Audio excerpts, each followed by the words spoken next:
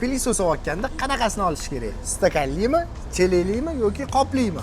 Juda ham ko'pchilik mijozlarimiz haligacha bularning farqini bilishmaydi. Mendan eng ko'p so'raladigan savol ham qopli yaxshimi, stakanli yaxshimi yoki cheleli yaxshimi? Men sizlarga qisqa va lo'nda qilib farqlarini tushuntirib beraman. O'rtoqlar, qaranglar, qopli pilisosda uylarni uborga qilganinglardan keyin qopini bitta qoqsanglar millionta changni olib kelib yutasizlar. Bu sog'liq uchun juda ham zarar. Stakanlida bo'ladigan bo'lsa, stakanni shundoq olib, ichiga suv solib, chayib yana qo'yib qo'yishingiz mumkin. Bunga keladigan bo'lsa, o'rtoqlar, bu haqiqiy monster. Bu kim edi bu? Bu kim bu? Tochkan xo'jayinimi bu? O'rtoqlar, men bu pilisosni nima sababdan monster deyapman?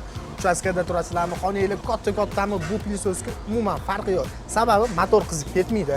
Har bitta uborkadan keyin motorni sovutish shart emas. Endi qaranglar, komplektda nimalar bo'ladi? O'zidan ikkita qo'shimcha kichkina nasatkasi chiqadi. Bu burchaklar uchun, bu mягкий mebel va soch nasatka hisoblanadi.